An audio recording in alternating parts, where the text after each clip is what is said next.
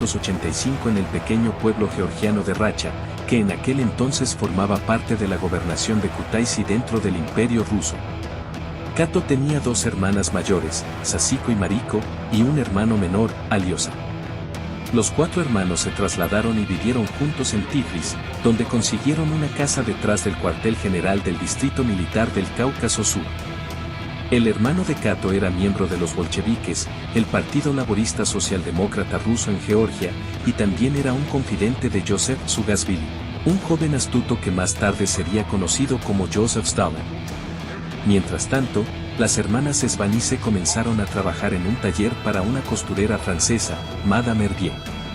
Sus vidas se entrelazaron con la política, ya que confeccionaban uniformes y vestidos para los oficiales militares y sus esposas. Pero la vida de Kato cambió cuando su hermano invitó a Saakashvili a vivir con ellos en 1905, ya que el taller sería un escondite perfecto para sus actividades clandestinas. Frecuentado por la distinguida clientela de las hermanas y en una ubicación central, el lugar ofrecía una fachada ideal. Así, mientras las damas confeccionaban exquisitos vestidos para las esposas de los generales en una habitación, los caballeros llevaban a cabo sus actividades ilegales en otra. El joven Saakashvili pronto quedó enamorado con los encantos de Kato. Según sus propias palabras, ella era muy dulce y hermosa, derritió mi corazón. Por su parte, Kato estaba fascinada por su inteligencia y lo adoraba como a un semidios. En el verano de 1906, la pareja decidió casarse. Ella estaba embarazada, pero no está claro si ya lo sabían para entonces. A pesar de ello, y de su devoción, Kato insistió en una boda religiosa, a la cual Saakashvili, un ateo convencido, sorprendentemente accedió. La ceremonia secreta se llevó a cabo el 16 de julio de 1906 a las 2 de la mañana. Encontrar un sacerdote había sido complicado, ya que el novio estaba utilizando documentos falsos. Desde aquel momento, Kato protegió la identidad de su esposo con su vida, enfrentando identidades falsas.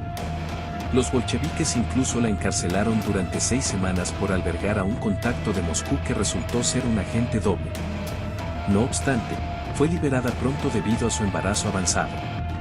En marzo de 1907, Kato dio a luz a su hijo, al que llamaron Jacob. A pesar de las exigencias de su trabajo, Saakashvili solía jugar con su hijo y lo apodaba Patsan o Vladimir. Sin embargo, meses después, se involucró en un robo a un banco de alto perfil y la familia tuvo que huir. Se trasladaron a Bakú para evitar el arresto y Kato a menudo se quedaba sola en casa.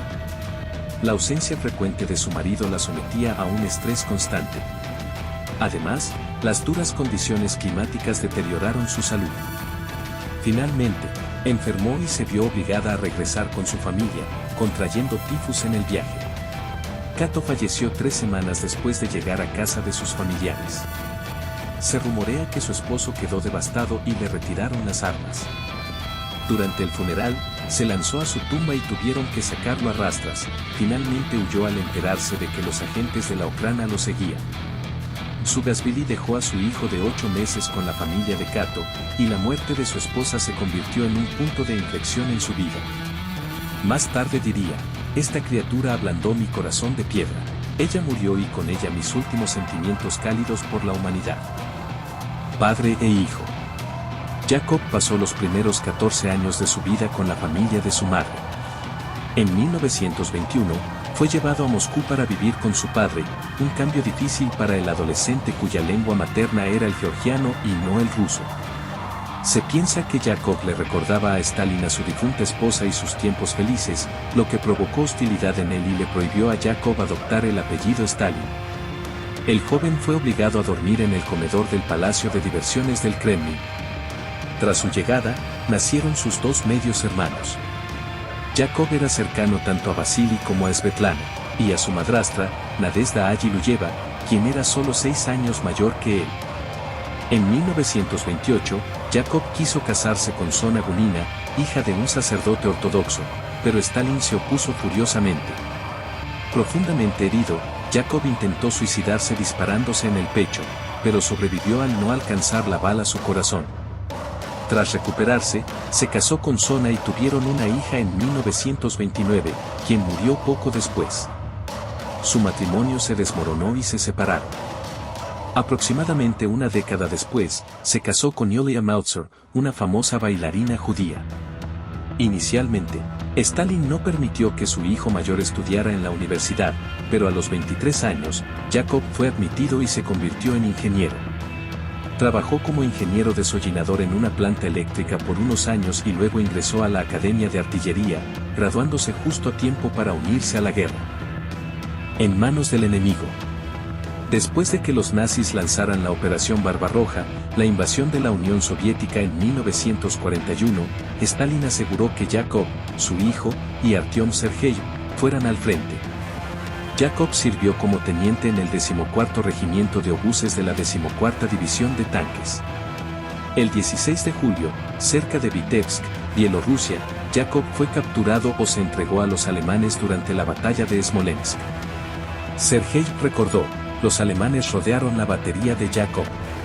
Se dio la orden de retirarse, pero Yakov no obedeció. Intenté persuadirlo, pero Yakov respondió: soy el hijo de Stalin y no permitiré que la batería retroceda. Luego, el teniente se despojó de su insignia e intentó mezclarse con los prisioneros. Desafortunadamente, fue reconocido por uno de sus antiguos camaradas, quien no dudó en entregarlo a los alemanes.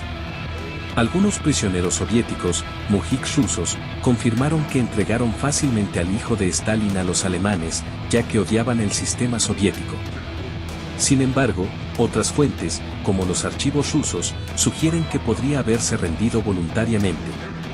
Posteriormente, los expertos rusos más capacitados del Abwehr interrogaron al prisionero y todas sus palabras fueron cuidadosamente registradas. Aunque solo una parte de esos documentos está disponible al público, es seguro que el oficial de artillería no se menospreció ante sus captores. Pero, acorralado como estaba, cedió después de un tiempo. Cuando le preguntaron sobre su familia, se evidenció cuán débil era su vínculo con su padre. Tenía una mala opinión de su propia división y aún más del Ejército Rojo, al que consideraba no preparado para la guerra. Yakov reveló a los alemanes que los comandantes a menudo se comportaban mal durante tiempos de paz e incluso durante el combate. Además, explicó cómo los kulaks, campesinos ricos que habían apoyado al zarismo y a la clase burguesa, controlaban el sistema soviético. La propaganda nazi se benefició enormemente de estas declaraciones. Sin acuerdo. Finalmente, se envió una carta al primer ministro soviético a través de canales diplomáticos que decía: querido padre, me han hecho prisionero. Estoy sano. Pronto me enviarán a un campo para oficiales en Alemania. Me están tratando bien. Te deseo buena salud. Saludos a todos. Yasa. Tras recibir noticias de los alemanes sobre la captura de su hijo, Stalin se quejó: ese tonto, ni siquiera pudo pegarse un tiro. Se rumoreaba que Stalin culpó a su hijo por rendirse, pero a pesar de su relación personal, Yakov recibió la Orden de la Bandera Roja por sus acciones en Smolensk. Más tarde, los alemanes intentarían intercambiarlo por un oficial alemán retenido por los soviéticos, el mariscal de campo Friedrich von Paulus, que se había rendido recientemente en Stalingrado. Se dice que Stalin rechazó rotundamente la propuesta, argumentando que era una idea ridícula cambiar a un mariscal de campo por un soldado común. Mientras tanto, se obtuvo muy poca información del prisionero, recluido en una villa en Berlín. Joseph Goebbels intentó utilizarlo en transmisiones de propaganda por radio, pero el plan fracasó porque los nervios de Yakov se habían deteriorado. Fue constantemente acosado por visitantes que querían conocerlo y fotografiarlo, y generalmente se peleaba con los prisioneros británicos. Después de estar recluido en diferentes campos de oficiales, finalmente fue trasladado al campo de concentración de Sachsenhausen, del cual nunca saldría. Yakov falleció la tarde del 14 de abril de 1943.